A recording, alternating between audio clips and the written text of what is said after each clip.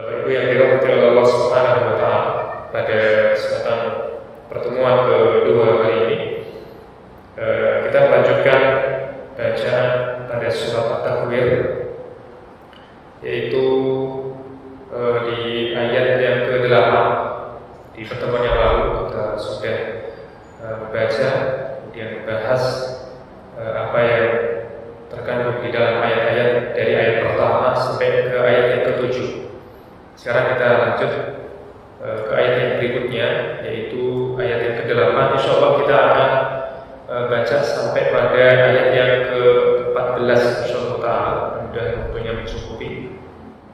Ayat yang ke-8 yang kalau diterjemahkan, wa idzal mau'udatu su'ilat, dan apabila bayi-bayi perempuan yang dikubur hidup-hidup ditanya.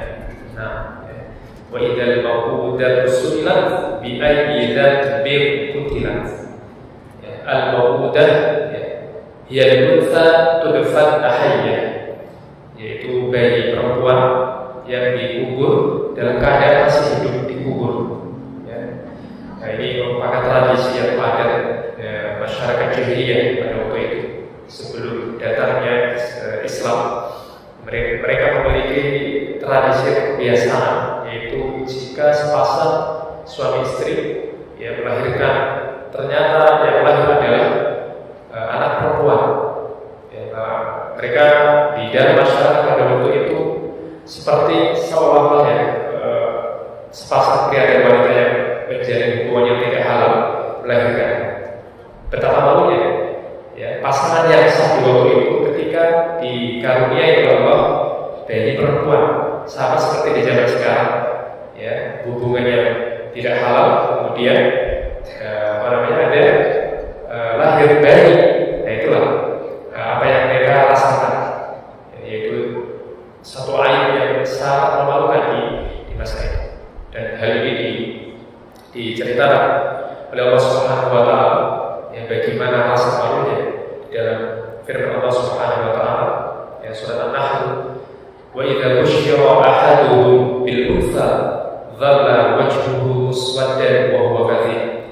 Dan tatkala mereka diberikan kabar gembira, busyira itu kabar gembira, salah seorang di antara mereka bil untha, dengan hadirnya bayi perempuan, dhalla wajhuhu muswaddan, maka wajah mereka itu seperti merah padam karena memendam rasa malu yang sangat. Wa huwa kadhib, dalam keadaan mereka sangat marah, seakan-akan tidak terima dengan kenyataan yang mereka dapatkan. Begitu ya, Masya Allah. Yatawa minal qawmi, ayat berikutnya, yatawa minal qawmi min su'i ma busyira bihi. Sepasang suami istri, yatawa minal qawmi, bersembunyi dari satu kaum dari masyarakat. Ketika hamil kemudian dilahirkan, ternyata bayinya perempuan. Setelah itu pasangan ini langsung bersembunyi dari satu kaum masyarakat. Perintah mana? Supaya tidak dipermalukan oleh masyarakat pada waktu itu. Kemudian mereka diberikan atau mereka menghadapi dua opsi pilihan, ayumsiku ala hunin am yadussuhu fit turab. Apakah mereka akan menahan atau tetap merawat bayi perempuan tersebut namun menanggung rasa malu dan kehinaan pada waktu itu? Am yadussuhu fit turab, atau tiga-tiganya mereka akan mengubur bayinya mereka hidup. Jadi mereka kalau misalnya masih sayang dengan anaknya, mereka orang tuanya akan menanggung kehinaan. Tapi kalau misalnya tidak kuat menanggung rasa malu, maka mereka akan mengubur bayi hidup itu. Ini merupakan satu tradisi yang sangat rendah, yang sangat hina, yang sangat buruk sekali. Padahal Allah Subhanahu wa Ta'ala memberikan atau memasukkan fitrah rahmat kasih sayang, apalagi antara orang tua dengan bayinya sendiri. Itu fitrahnya Allah Subhanahu wa Ta'ala dimasukkan kepada seluruh makhluk tanpa terkecuali manusia itu sendiri. Dan Allah Subhanahu Subhanahu wa taala dalam satu hadis menjadikan 100 bagian rahmat kasih sayang Allah Subhanahu wa taala, dan 1 bagian itu Allah berikan kepada seluruh penduduk dunia, ya, baik manusia, hewan sekalipun, bahkan sampai hewan yang buas sekalipun Allah kasih, Allah masukkan insting atau fitrah berupa rahmat kasih sayang. Ya, dengan kasih sayang itu, ya, itu hewan-hewan buas bisa menyayangi anak-anak. Dan ini kebalikan, ya, dari adat atau tradisi masyarakat jahiliyah dulu, yang mana mereka dengan teganya mengubur bayi mereka hidup. Nauzubillah. Ayat berikutnya, bi'ayyi dzambin qutila, yang artinya karena dosa apa dia dibunuh. Ya. Tatkala bayi, ya, bayi perempuan yang dibunuh hidup-hidup, dikubur hidup-hidup, ya, kemudian di hari kebangkitan, hari kiamat nanti akan dibangkitkan seluruh manusia, dan pada saat itu, ya, bayi tersebut akan ditanya, nah, salah kamu kok bisa dibunuh oleh orang tua kamu sendiri? Apakah apa dibalik dari seorang yang tidak berdosa, yang dari perempuan itu hidup oleh orang tua sendiri, kemudian pada di hari kiamat nanti yang ditanya kok yang korbannya, bukan yang pelaku. Ini ada tujuan tertentu. Beliau Syekh Shalih Ibnu Utsaimin rahimahullah taala jelaskan, ya, kaifa tuslam wa hiya al-mazlumah, bagaimana bisa bagi perempuan di hari kiamat nanti yang objek atau pihak yang ditanya bukan yang pelakunya. Qila innaha tus'al tawbiqan billadhi wa'ala. Jadi tersebut dibangkitkan pada hari kiamat, ditanya dalam rangka untuk memperburuk taubih bagi pelakunya. Ya, kita bisa digambarkan ketika ada seorang korban dan pelaku didatangkan di ruang pengadilan atau di olah TKP misalnya, ya, ketika ditanya pelakunya, ya, ditanya korban, ya, apa yang pelaku perbuat, bagaimana apa yang diperbuat korban, diapakan, semuanya dijawab oleh korban tersebut satu persatu, sehingga pelaku tersebut semakin merasa malu.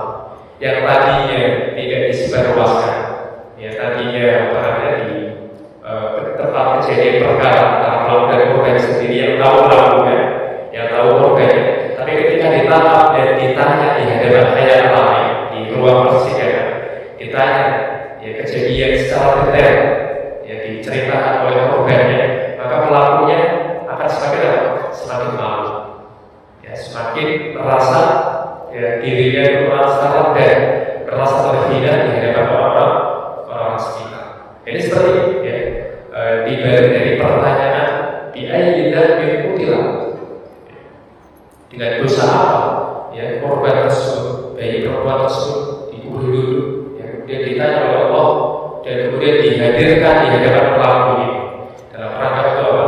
Dalam rangka untuk semakin, ya, taubih, memperburuk dan semakin jelek, ya, pelaku tersebut di hadapan manusia pada waktu itu. Kemudian pada ayat yang berikutnya, wa idza suhufu nusyirat. As-suhuf jamak dari sahifah. Sahifah artinya lembaran-lembaran. Dan apabila lembaran-lembaran berupa catatan amal telah dibuka lebar-lebar, wa hiya ma yuktabu fiha al-a'mal, lembaran-lembaran yang berisikan amal-amal yang sudah dicatat oleh malaikat. Jadi setiap perbuatan, setiap usaha yang kita lakukan di dunia, ya, semuanya tercatat secara keseluruhan tanpa ada satupun yang terlewat dari catatan para malaikat. Sebagaimana dalam ayat Allah Subhanahu wa taala, ma yalfidhu min qawlin illa ladaihi raqibun atid. Tidaklah yang terucap dari satu perkataan pun, ya, perhatikan, ma yalfidhu min qawlin, tidaklah, lima berupa isnafi, menegasikan satu kalimat, tidaklah yang terucap min qawlin, qawl artinya ucapan dalam bentuk mufrad, satu ucapan, tidaklah satu ucapan pun yang terlafalkan oleh manusia illa ladaihi raqibun atid, kecuali di sisinya, samping kanan kiri, raqibun atid, malaikat yang selalu mengawasi. Ini bukan penamaan malaikat, malaikat raqib atid bukan. Ya, ini apa namanya, terjadi kesalahpahaman, ya, salah memahami terkait dengan ayat ini. Ini bukan nama malaikat raqib yang beda kanan, atid yang beda kiri, bukan. Itu sifat, ya, bukan al-alam, bukan nama malaikat, namun sifat daripada malaikat yang raqib, yang selalu mengawasi, atid yang selalu siap siaga. Jadi apa yang terucap satu pun, ya, ucapan saat ini yang saya sampaikan, ucapan yang saya sampaikan, ya, Bapak Ibu sekalian semuanya, jadi setiap obrolan itu akan tercatat satu pun ucapan yang terucap. Ya, kalau saya ngobrol itu berapa ribu ucapan dalam berapa jam, sehari berapa jam, berapa ribu obrolan sepanjang hayat, berapa, nggak sampai ke itu, ya, ucapan yang terlontar dari mulut kita. Ini semua tercatat berdasarkan ayat ini, min qawlin, satu ucapan pun. Jadi satu ucapan itu entah itu kebaikan, keburukan, atau ucapan yang tidak berfaedah, itu semuanya tercatat di lembaran-lembaran yang ditulis oleh malaikat dan kemudian diserahkan kepada Allah Subhanahu wa taala. Wa idza as-suhuf nushira. Ya, makanya Nabi sallallahu alaihi wasallam mengingatkan kepada kita dalam sabdanya, "Maka yu'minu billahi wal yawmil akhir falyaqul khairan aw liyasmut." Siapa yang beriman kepada Allah dan hari akhir, maka adalah dia berucap dengan ucapan yang baik, aw liyasmut, atau adalah dia diam. Karena waktu tadi, ya, kaitannya dengan setiap ucapan yang kita ucapkan, yang kita lontarkan, baik atau buruk, atau ucapan yang tidak ada manfaatnya, ya, ucapan yang tidak ada efek dosa dan pahala, itu semuanya tercatat, ya, berdasarkan ayat tersebut. Kemudian yang berikutnya, wa idza as-sama'u kushitat, dan apabila langit telah dilenyapkan. As-sama'u qawlana saqfun mahfudun qawiyyun syadid. Langit yang di atas kita saat ini adalah saqfun mahfud, atap yang terjaga, kokohannya dijaga oleh Allah Subhanahu wa taala. Qawiyyun syadid, ya, dalam keadaan yang sangat kokoh. Ya, sebagaimana di dalam surat Az-Zariyat ayat 47, was-samaa'a banaynaha bi'aydin, dan langit yang kami bangun, ya, bi'aydin, dengan kekuatan. Wa banayna fawqakum sab'an shidad, dan kami bangun fawqakum, di atas kalian, itu langit sab'an shidad, langit lapis ketujuh, ya, shidad qawiyah, dalam keadaan yang sangat kuat. Pada hari dengan kondisi langit yang sangat kokoh, yang sangat kuat, yang Allah bangun, yang Allah menciptakan dengan kekuatan. Ya. Wa idza as-sama'u kushitat, ya, kushitat ay tuzalu an makaniha, yang hilang atau lenyap dari tempatnya. Gambarnya bagaimana disebutkan atau dijelaskan oleh beliau rahimahullah ta'ala, kama yushatul jildu inda salafil ba'ir anil lahmi. Kush itu artinya seperti kulit yang nempel di daging. Kalau misalnya kemarin kita menyebut kurban, mengulit ya. Jadi apa namanya? Kulitnya itu ditarik, ya ditarik dari daging, ya kulit yang nempel dari daging dari tarik. Nah seperti itu gambaran, itu namanya musyiko, ya kama yushakul jildu ansal fil bair anillah, kulit yang nempel di daging hewan kemudian dikuliti seperti itu namanya musyiko, menguliti. Nah seperti itu gambaran. Yang syukur Allah summa yakwiha, setelah dilenyapkan, setelah dihilangkan dari tempat yang kokoh tadi, kemudian Allah menggulungnya. Summa yakwiha biyamini, ya, digulung dengan tangan kanan Allah Subhanahu wa taala yang mulia. Dalam surat Az-Zumar ya, ayat 67, ini dari ayat yang lain, was-samawati maqwiyatun biyamini. Setelah tadi dilenyapkan, di musyiko tadi dilenyapkan, dipindahkan atau dilenyapkan dari tempat yang semula ya, yang tadinya kokoh kuat, kemudian dilenyapkan, setelah itu digulung. Ya. Was-samawati maqwiyatun biyamini, langit-langit itu digulung dengan tangan kanan Allah Subhanahu wa taala. Nah, kemudian di ayat yang lain gambaran bagaimana cara menggulungnya. Allah menggulung langit-langit. Katoyis sijil lil kutub.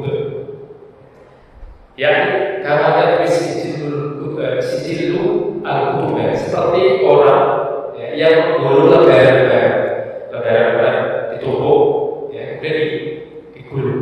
Ya, itulah akhirnya digulung. Ya, sebagaimana di dalam ayat yang dari tafsir ayat bil ayat. Tafsir ayat ini ditafsirkan dengan ayat yang lain. Ya, jadi wa idza salam musyriq. Ya, apa musyriq itu dijelaskan di sini. Ya.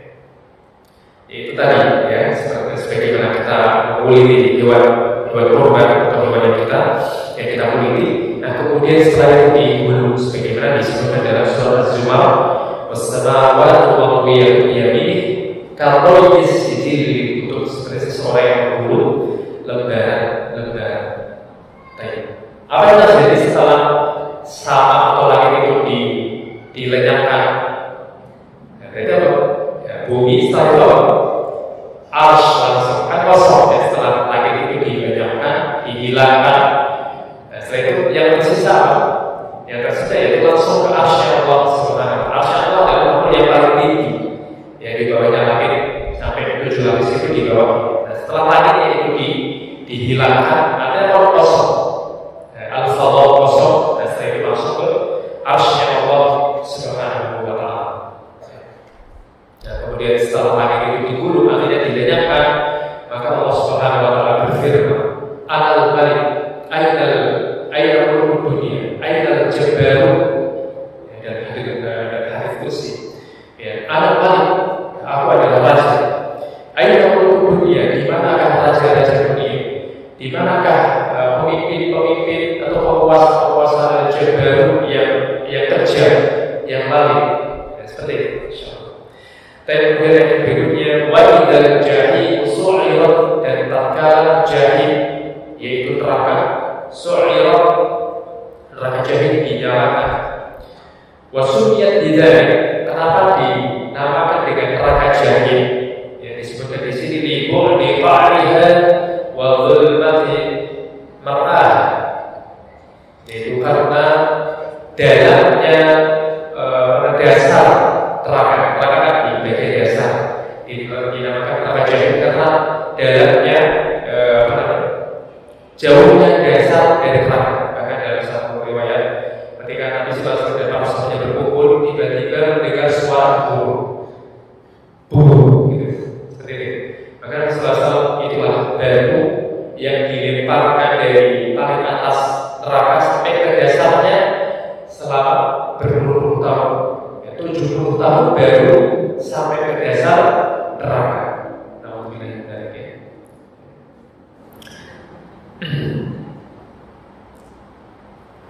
ya, suara dinyalakan. Apa bahan bakar api neraka? Yaitu manusia dan bahan bakar dari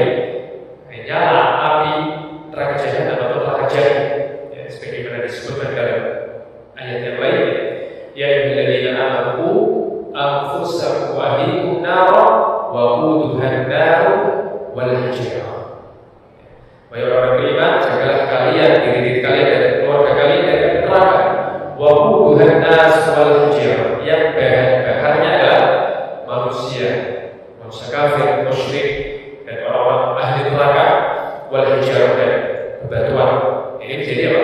Menjadi bahan bakar api neraka. Dan kemudian ayat berikutnya, wa idzal jannatu uzlifat, dan apabila surga didekatkan, uzlifat. Apa makna dari kata uzlifat? Kenapa uzlifat didekatkan? Mungkin kita bisa membayangkan kalau kita mau inginkan satu hal yang sangat didambakan, atau misalnya ketika kita bepergian ke satu tempat yang saat ini kita kunjungi, pasti apa yang dilakukan? Berusaha dulu, mempersiapkan segala sesuatu, kemudian yang kendaraan, tenaga juga fisik, yang kuat, yang fit, kemudian baru sampai ke tempat tujuan.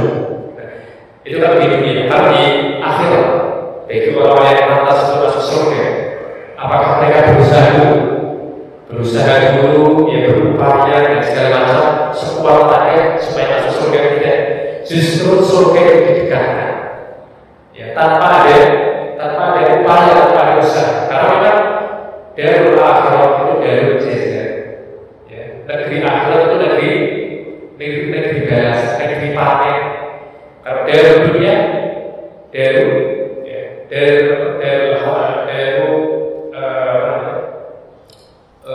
usaha, yaitu beramal. Dunia adalah tempat yang beramal, adapun surga adalah tempat yang panen. Jadi tanpa ada upaya sedikit pun surga itu didekatkan oleh para penduduk surga. Wa uzlifatil jannatu lil muttaqin, yaitu baik, dan didekatkan surga itu bagi orang-orang yang bertakwa kepada Allah Subhanahu wa taala. Jadi tanpa perlu susah payah, capek-capek dari masuk surga, dia duduk kemudian surga itu didekatkan tidak langsung. Seperti itu gambaran dari orang yang memasuki surga. Tapi kemudian ayat ke-14, alimat nafsun ma ahdar, alimat nafsun ma ahdar, setiap jiwa akan mengetahui apa yang telah dikerjakannya. Jadi perbuatan manusia itu akan diketahui pada hari kiamat, baik itu keburukan atau kebaikan, semuanya akan dihadirkan. Apa dibalik atau pesan dari firman Allah SWT dibalik penutup alimat nafsun ma ahdar, yaitu Allah SWT memberikan kabar terkait dengan kedahsyatan hari kiamat, terkait dengan langit-langit pada runtuh, kemudian neraka dinyalakan apinya, surga didekatkan bagi penghuninya. Nah, kemudian ditutup dengan setiap perbuatan manusia akan diketahui, baik itu kebaikan atau keburukan. Sehingga kita sedang ditahdzir, diperingatkan oleh Allah Subhanahu wa taala, diingatkan oleh Allah Subhanahu wa taala dengan kejadian-kejadian yang dahsyat pada hari kiamat. Kemudian ditutup dengan kedahsyatan itu, ayo manusia, para hamba, beramal. Silakan kalian beramal, baik atau buruk, pasti kalian akan mendapatkan apa yang kalian buat. Kebaikan-kebaikan yang kalian lakukan, yaitu apa? Jannah uzlifat, surga didekatkan bagi para penghuni, bagi para yang suka melakukan keburukan, kekufuran, kesyirikan, kemaksiatan dan sebagainya. Ingat, ada al-jahim, su'ir, ada neraka yang sudah dinyalakan api. Ini sebagai bentuk tahdzir, peringatan, dan juga sebagai bentuk pengingat bagi kita semua. Kita mengambil nasihat dari ayat yang sedang kita baca saat ini. Kita tadabburi maknanya, kita mengambil pesan-pesan atau tangkap pesan-pesan dari Allah Subhanahu wa taala dan dijadikan sebagai bahan mau'izah hasanah bagi diri kita masing-masing. Assalamualaikum warahmatullahi wabarakatuh.